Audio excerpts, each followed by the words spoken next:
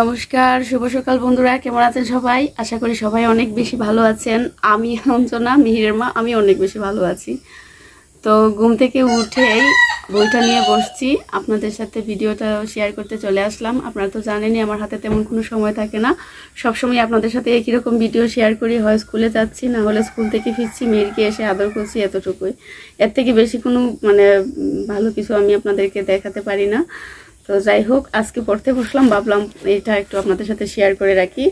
তো ঘুম থেকে উঠে দুটানায় পড়ে গেলাম, কারণ হচ্ছে গিয়ে এই মাসে আমার খাদ্য অধিদপ্তরের পরীক্ষা, সামনের মাসে হচ্ছে গিয়ে নিবন্ধনের লিখিত পরীক্ষা, স্কুল কলেজ দুটাতেই। আর তাছাড়া আরও অনেকগুলো পরীক্ষার আছে আর কি, প্রিপারেশন চলছে। তো আসলে আমি এখন একটা গোলক দাদায় পড়ে গেছি যে স্কুলে যাব নাকি বাড়িতে বাচ্চাদের প্রাইভেট পড়াবো, নাকি নিজের পড়া পড়বো, নাকি মিহিরকে সময় দিব, সব মিলিয়ে একটা টালমাটাল বেসামাল অবস্থা। তো এই অবস্থাতে আমি কি করতে পারি, আমাকে একটু সাজেশন দিয়ে যাবেন কমেন্ট করে সবাই। আর একটা রিকোয়েস্ট করি, যারা আমার চ্যানেলটাতে প্রথম আসছেন বা আমার ভিডিওটা দেখছেন, প্লিজ আমাদের ভিডিওতে একটা লাইক করে যাবেন, একটা কমেন্ট, একটা শেয়ার, আর সাবস্ক্রাইবটা করে যাবেন প্লিজ। মিস ব্লগের সাবস্ক্রাইবার সংখ্যা 700-তে এসে আটকে গেছে আর কি। এটাকে আপনাদের আশীর্বাদে 1000 পর্যন্ত নিয়ে যান, আর একটু পাশে থাকেন, সাপোর্ট করেন। তো আজকে আমি আপনাদের সাথে আমার সারাটা দিন শেয়ার করব। বন্ধুরা সাথে থাকেন, দেখতে থাকেন মিহির ব্লগের এই রিয়েল লাইফ ভিডিওটা। আজকে আপনাদের সাথে পরিচয় করে দিব আমাদের বাড়ির একজন সদস্য। এই যে দেখেন, এটা হচ্ছে অবিদের মুরগ বলতে পারেন, তাই না? তো দেখেন, আমাদের বাড়িতে এইরকমভাবে হাঁস মুরগ পালতে হয়। এই যে কুপির ভিতরে আর হচ্ছে পায়ে বেঁধে, বেচারা খুব অসহায় একটা দিন যাপন করছে। আমার থেকেও তার অবস্থা খুবই নাজেহাল। মাঝে মাঝে আমার মনে হয় আমি সব থেকে বেশি ভোগান্তিতে আছি। যখন এদেরকে দেখি তখন আমার মনে হয় যে এদের থেকে আর ভোগান্তির আর কি আছে বলেন। আর আপনাদের সবার সাথে শেয়ার করেছিলাম যে ঘূর্ণিঝড়ের কারণে প্রভাবেই আমার এই যে পড়ানোর জায়গাটা, যেখানে আমি বাচ্চাদের প্রাইভেট পড়াই, এই জায়গাটা ভেঙে গেছে। তো এই জায়গাটা বাবা পুনরায় ঠিক করে দিবেন। এখন আপাতত আমরা টিন দিতে পারছি না, কারণ হচ্ছে গিয়ে বর্তমানের টিনের যে দর, সেটা আমার জন্য ক্যারি করা পসিবল হবে না। তাছাড়া মেহিটার তো নিত্য নতুন অসুখ লেগেই থাকে, ওর ঠান্ডাজনিত সমস্যাটা যাচ্ছেই না। তো এখানে হচ্ছে গিয়ে সেই আগের মতোই বাবা ব্যবহার করছেন ঘরটা ঠিক করার জন্য। এই যে বাঁশের যে কি বলে, আপনারা কি বলেন এগুলানকে? আমরা তো বাঁশের জিংলা বা কঞ্চি বলি। এই জিংলা কঞ্চি, আর হচ্ছে গিয়ে এখানে দিবেন এটা হচ্ছে গিয়ে নলটা ব্যবহার করেন। উপরে ছাউনির জন্য বাবা ব্যবহার করবেন এটা। আর এরকমই মোটামুটি একটা দিয়ে কোনো রকম হয়ে যাক, যাতে করে এখানে আমি কয়টা বাচ্চা পড়াতে পারি। তো দেখেন, সকালবেলায় পিসির কাজ শুরু করে দিয়েছেন। এই যে পিসি কি করছেন, পিসি আম কাটছেন আচারের জন্য। আজকে বলেন তো, আজকে তৈরি হবে পিঠা। হ্যাঁ, এখন কাকিমণি শিলপাটায় চাল বাড়ছেন। চাল না, অ্যাকচুয়ালি এটা হচ্ছে গিয়ে চালের যে ছোটো ছোটো ইয়েগুলান, খুদ বলে, খুদের পিঠা হবে আজকে। বাদলা দিনে খুদের পিঠা খেতে ভালোই লাগে। ঘরটা অন্ধকার লাগছে। এর আগের বারেও বাবা আমাকে ঘরটা তৈরি করে দিয়েছিলেন, তখন আমার ঠাকুরমা অসুস্থ ছিলেন, আমার ছোট কাকু আলাদা হয়ে যাওয়ার পরে। তো এখনও বাবা একা একাই কাজটা করছেন।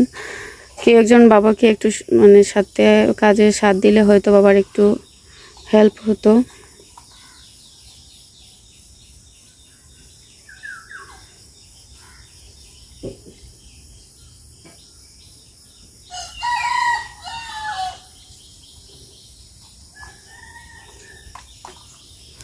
টিনের যে দাম বন্ধুরা, এই ঘর ঠিক করতে গেলে আমি টিন দিয়ে যদি ঘরটা ঠিক করা হয়, তাহলে কিন্তু বাবার 20,000 টাকা লেগে যাবে।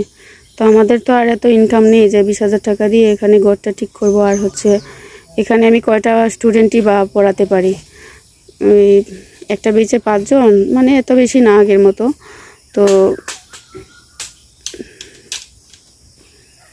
গাছে কাঁঠাল বাবা পরখ করে নিচ্ছেন। বাবা এখন একটু একটু করে গোঠা ঠিক করার কাজ শুরু করে দিবেন। তো আমি যদি বাড়িতে থাকতাম তাহলে বাবাকে হয়তো হাতে হাতে কিছু জিনিস আগিয়ে পিছিয়ে দিতে পারতাম। তো বাড়িতে কেউ থাকবে না, বাইরে থাকবে না, বাবা একাই করবেন। আর কাকুকে বলেছিলাম, কাকুও পারছেন না, কারণ হচ্ছে কি ওনার হোমে চলে যেতে হবে। তো বাবাকে একলাই করতে হবে।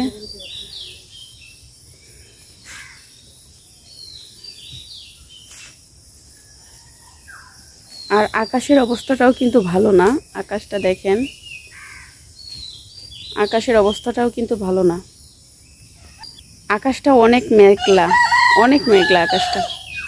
বৃষ্টি হওয়ার সম্ভাবনা খুব বেশি। তো যদি বৃষ্টি হয় তাহলে তো আজকে ঘরটা তোলা হবে না। আসেন আজকে আপনাদেরকে আমার বাবার ঘরটা দেখাই। এটা হচ্ছে গিয়ে আমাদের ঘর। হ্যাঁ, এটা এই যে এই পাশটা রঙিন টিন লাগানো, এদিকটা হচ্ছে আমার ছোটো কাকু থাকেন। আর এই যে বাঁশের দরজা দিয়ে বেড়া দেওয়া, এই অংশটা হচ্ছে গিয়ে আমাদের অংশ। আমার বাবা থাকেন এখানে, বাবা মা। আর এই যে এদিকের টিনের অংশটা, এটা এই দিকটাতে, এই অংশটাতে থাকে হচ্ছে অবিরা, আমার 3 নম্বর কাকু। আর এখানে থাকছেন তো বললাম আমার বাবা, আমাদের পরিবার। আর হচ্ছে গিয়ে ওই দিকটাতে হচ্ছে গিয়ে বুড়ি, আমার ছোটো কাকু, এই যে এই দিকটাতে। তো 3টা ফ্যামিলির জন্য এই ঘরটা আমাদের জন্য অনেক ছোট হয়ে যায়। তার মধ্যে তো আমরা মা ছেলে আছি, আমাদেরও তো একটু জায়গার দরকার হয়। আর ছোটো বাচ্চার জন্য তো একটু ভালো, মানে একটু জায়গা একটু বেশিই লাগে, কারণ হচ্ছে গিয়ে অনেক জিনিসপত্র খেলনা টেলনা ছড়িয়ে ছিটিয়ে রাখে সবসময়। আর এই যে এগুলান হচ্ছে গিয়ে এই যে বৈশাখের দানগুলান এখনও এখানেই পড়ে রয়েছে। কিছু দান বানানো হয়েছে, এটা তো আপনাদের সাথে শেয়ার করেছি। আর বাকি দানগুলান এখানে রাখা হয়েছে, এগুলানও ভাঙানো হবে। তারপর এগুলান করে ঝেড়ে ঝুড়ে একেবারে চাল করে রাখা হবে সারা বছরের জন্য। চলেন আরেকটু দেখানো যাক।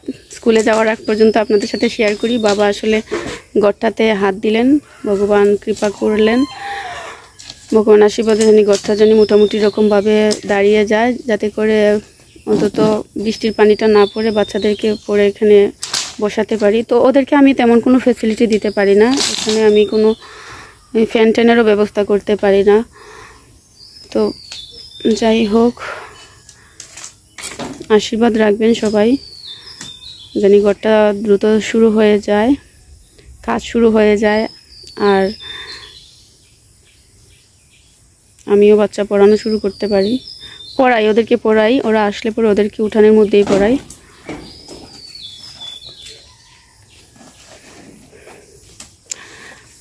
বন্ধুরা, আমাদের রিয়েল লাইফ ভিডিও কেমন লাগে আপনাদের কমেন্ট করে জানাবেন। এটা একটা খুবই দরিদ্র পরিবারের একটা কাহিনী। তো আমার ইচ্ছা ছিল অনেক আগে থেকে আপনাদের সাথে অনেক কিছু শেয়ার করব, কিন্তু আমি আসলে ব্যস্ত থাকার কারণে শেয়ার করতে পারি না।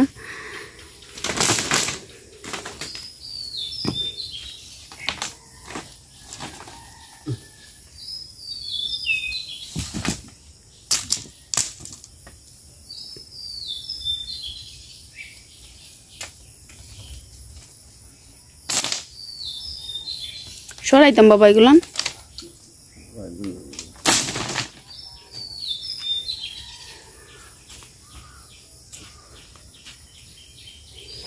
এই যে দেখেন, এদিকটাতে হচ্ছে কি আমার ছোট্ট মিহিরের ঘর। হয়তো রিলসের ভিডিও যদি, শর্টস ভিডিও যদি দেখেন, শর্টস ভিডিওতে মিহিরের এই ঘরটা আপনারা অনেক দেখতে পারবেন।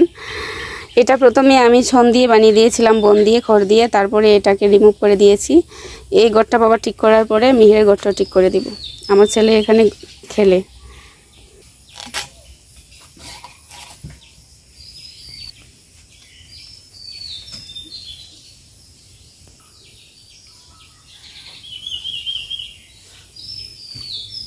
তো 6:57 হয়ে গেছে, 7:15 ভিতরেই হচ্ছে স্টুডেন্ট চলে আসবে। সকালবেলায় হচ্ছে আমি 8-এর বেচটা রেখেছি, আর স্কুল থেকে আসার পরে 10-এর একটা বেচ পড়াই।